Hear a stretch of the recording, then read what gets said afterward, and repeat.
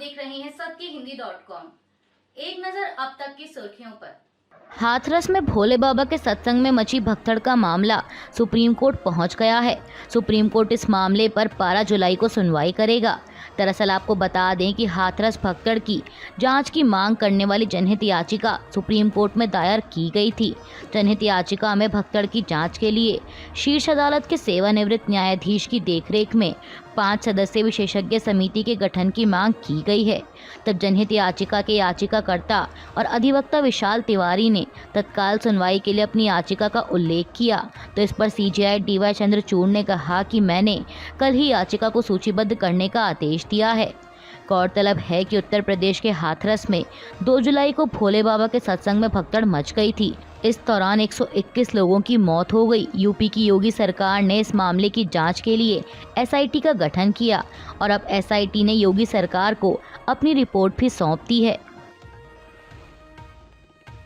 हाथरस भगदड़ मामले की जांच के लिए गठित एसआईटी ने योगी सरकार को अपनी रिपोर्ट सौंप दी है।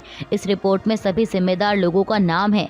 इस मामले में 128 लोगों से बातचीत के आधार पर ये रिपोर्ट तैयार की गई, जिसमें बताया गया है कि किस तरह से सत्संग में हादसा हुआ।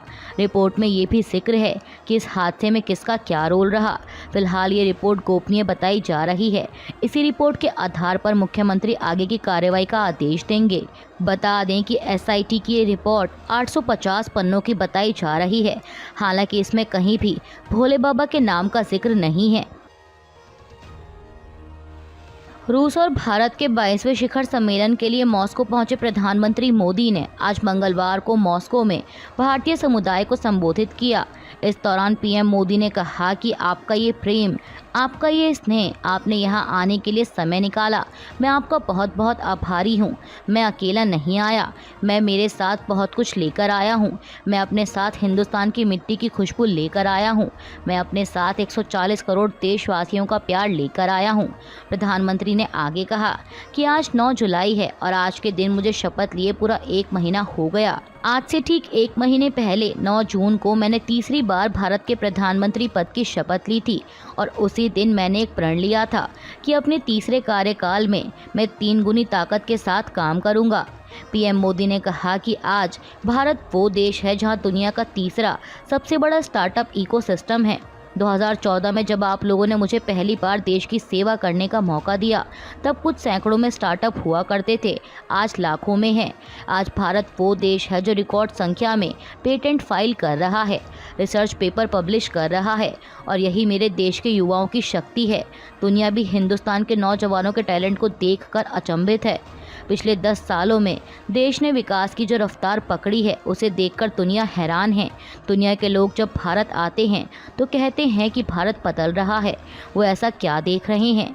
प्रधानमंत्री ने कहा कि भारत का कायाकल्प, भारत का नवनिर्माण वो साफ साफ देख पा रहे हैं। प्रधानमंत्री मोदी के रूस दौरे के बीच खबर सामने आ रही है कि रूस ने बड़ा फैसला लेते हुए रूसी सेना में तैनात सभी भारतीयों को सेवा मुक्त करने और उन्हें वापसी की सुविधा देने का फैसला किया है। एबीपी न्यूज़ की एक रिपोर्ट के मुताबिक पीएम मोदी के दौरे के बीच रूस ने ये बड़ा फैसला किया है। दरअसल आपको बता दें कि कुछ दिन पहले ही रिपोर्ट में दावा किया गया था कि कई भारतीयों को विदेश में नौकरी देने के बहाने से रूस की सेना में भर्ती करा दिया गया था और इन्हें युद्ध क्षेत्र में भी भेजा गया। मीडिया रिपोर्ट्स के मुताबिक पीएम मोदी ने इस मुद्दे को रूसी राष्ट्रपति पुतिन के सामने उठाया, जिस पर अब रूस ने इन भारतीयों को सेवा मुक्त करने का फैसला किया है। जम्मू कश्मीर के कठुआ में हुए आतंकी हमले पर रक्षा सचिव गिरिधर अरमने ने दुख व्यक्त किया है। उन्होंने कहा कि मैं कठुआ के बदनोटा में हुए आतंकवादी हमले में 5 बहादुर जवानों की मृत्यु पर गहरा दुख व्यक्त करता हूं तथा शोक संतप्त परिवारों के प्रति गहरी संवेदना व्यक्त करता हूं। रक्षा सचिव की ओर से भारत सरकार के रक्षा मंत्रालय के प्रधान प्रवक्ता ने इस संदेश को एक्स पर पोस्ट किया। रक्षा मंत्रालय के प्रधान प्रवक्ता भारत भूषण यादव ने एक अन्य पोस्ट में लिखा कि राष्ट्र के प्रति उनकी निस्वार्थ सेवा को सदैव याद रखा जाएगा और उनका बलिदान व्यर्थ नहीं जाएगा। भारत हमले के पीछे की बुरी ताकतों को पराजित करेगा। कठुआ में भारतीय सेना के काफिले पर हुए आतंकी हमले को लेकर नेशनल कॉन्फ्रेंस के अध्यक्ष डॉक्टर फारूक अब्दुल्ला ने कहा कि सारी दुनिया में इसकी निंदा हो रही है, ये गलत है। दुनिया का कोई देश आतंकवाद को कबूल करने के लिए तैयार नहीं है। वो मुल्क जो इनको भेज रहा है, आतंकवाद उनको साफ कर देगा। फारूक अब्दुल्ला ने आगे आतंकी घटनाओं पर चिंता जाहिर करते हुए कहा कि कैसे बॉर्डर पर हालात बदलेंगे, कहीं ये स्थिति लड़ाई पर ना ला दे। उन्होंने कहा कि जब आतंकवाद बंद होगा तब बातचीत शुरू होगी। दोनों चीज़ें एक साथ नहीं चल सकती। उन्हें इस बारे में सख्त कदम उठाने चाहिए। आपको बता दें कि इससे पहले जम्मू कश्मीर के पूर्व मुख्यमंत्री गुलाम नबी आज़ाद ने भी हमले की सख्त निंदा की थी। उन्होंने केंद्र सरकार से इस मामले में सख्त कदम उठाने की मांग की है। प्रधानमंत्री मोदी के रूस दौरे पर अब शिवसेना यूबीटी नेता संजय राउत ने भी निशाना साधा है। संजय राउत ने कहा कि प्रधानमंत्री मोदी रूस, इटली, लंदन जाते हैं, वे कई बार महाराष्ट्र भी आते हैं, लेकिन वे मणिपुर क्यों नहीं जाते। संजय राउत ने पूछा कि क्या मणिपुर हमारे देश का हिस्सा नहीं है। मुंबई में भारी बारिश के चलते आज मंगलवार को मुंबई और इसके उपनगरों ठाणे, रायगढ़, पालघर, रत्नागिरी और सिंधुदुर्ग जिले में आज आयोजित होने वाली मुंबई विश्वविद्यालय की परीक्षाओं को टाल दिया गया है। इसकी नई तारीखों की बाद में घोषणा की जाएगी। इसके अलावा वडाला समेत कई स्टेशनों पर जल जमाव के कारण ट्रेनों के संचालन में देरी हो रही है। हार्बर लाइन पर लोकल ट्रेनें देरी से चल रही हैं। इस बीच मौसम विभाग ने भारी बारिश के बाद फिर से हाई टाइड की चेतावनी जारी की है। आपको बता दें कि सोमवार से हो रही बारिश ने मुंबई वासियों के जीवन को अस्त व्यस्त कर दिया है। समाचार एजेंसी पीटीआई के मुताबिक मौसम विभाग ने दोपहर 2:33 पर 4.31 मीटर हाई टाइड और शाम 8:36 पर लो टाइड का अनुमान लगाया है। नीट यूजी पेपर लीक मामले में दायर याचिकाओं पर सुप्रीम कोर्ट ने सुनवाई की। कोर्ट ने सुनवाई के दौरान कहा कि पेपर लीक हुआ होगा, लेकिन इसकी पुष्टि के लिए कुछ तथ्यों की ज़रूरत होगी, जैसे कि गड़बड़ी बड़े पैमाने पर हुई या फिर कुछ जगहों तक ही सीमित रही। सीजेआई डीवाई चंद्रचूड़ ने कहा कि एक ऐसी स्थिति में जहां परीक्षा की शुचिता भंग हुई है और उसने पूरी प्रक्रिया पर असर डाला है, वहां ये संभव नहीं है कि इसका लाभ लेने वालों को बाकी छात्रों से अलग करके निकाला जा सके। ऐसे हालात में दोबारा परीक्षा का आदेश दिया जा सकता है, लेकिन अगर परीक्षा प्रक्रिया में गड़बड़ी कुछ खास इलाकों और परीक्षा केंद्रों तक सीमित है तो इसका लाभ लेने वालों की पहचान की जा सकती है। ऐसे में 23 लाख छात्र छात्राओं के लिए दोबारा परीक्षा देने का आदेश देना उचित नहीं हो सकता। आपको बता दें कि सुप्रीम कोर्ट नीट यूजी परीक्षा दोबारा कराने की मांग करने वाली याचिकाओं पर सुनवाई कर रहा था। जम्मू कश्मीर के कठुआ में आतंकियों ने घात लगाकर सुरक्षा बलों पर बड़ा हमला कर दिया। इस आतंकी हमले में 5 जवान शहीद हो गए, जबकि 5 जवान घायल हुए हैं।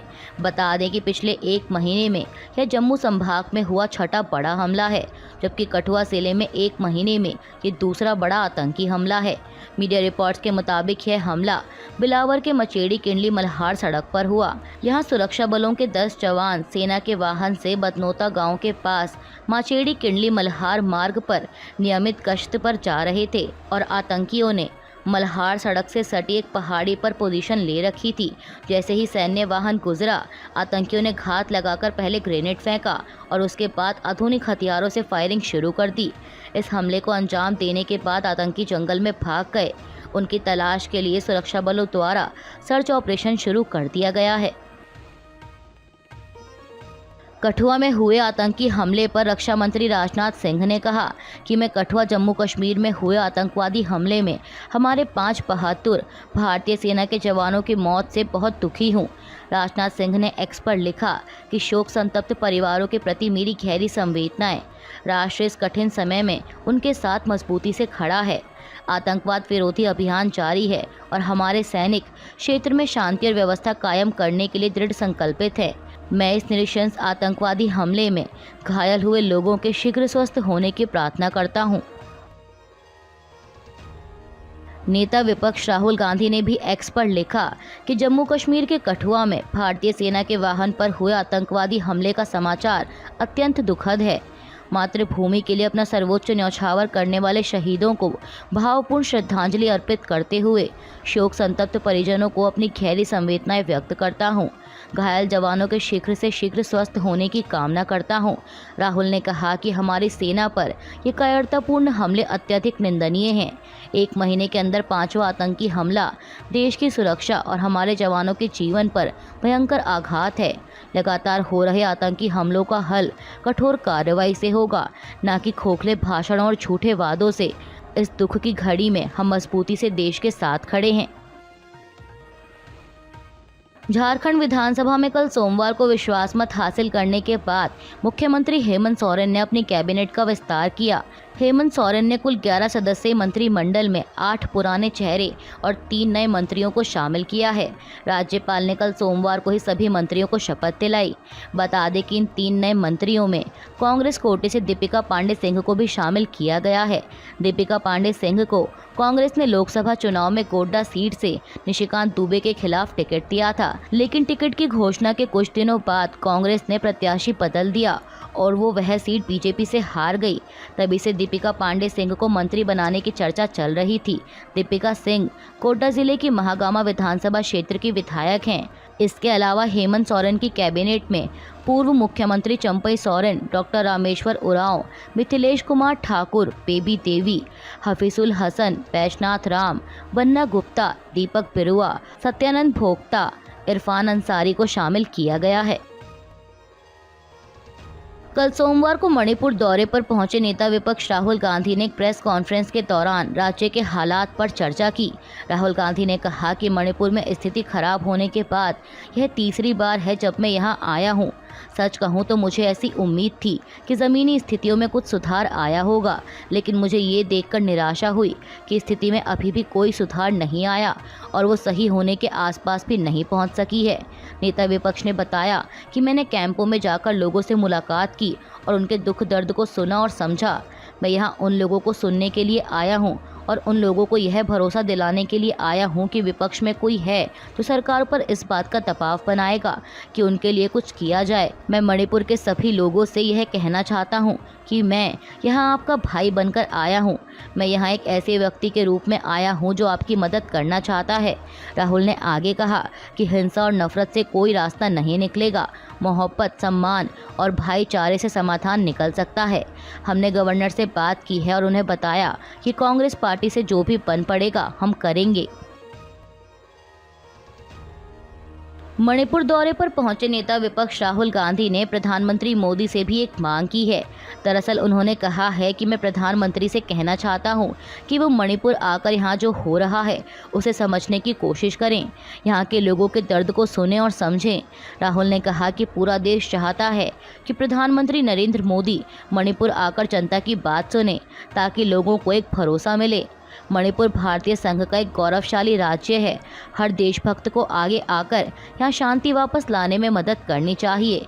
इस बड़ी त्रासदी के मद्देनज़र मैं प्रधानमंत्री से अनुरोध करता हूँ कि वे यहाँ आएं, लोगों की बात सुनें और उन्हें सांत्वना दें।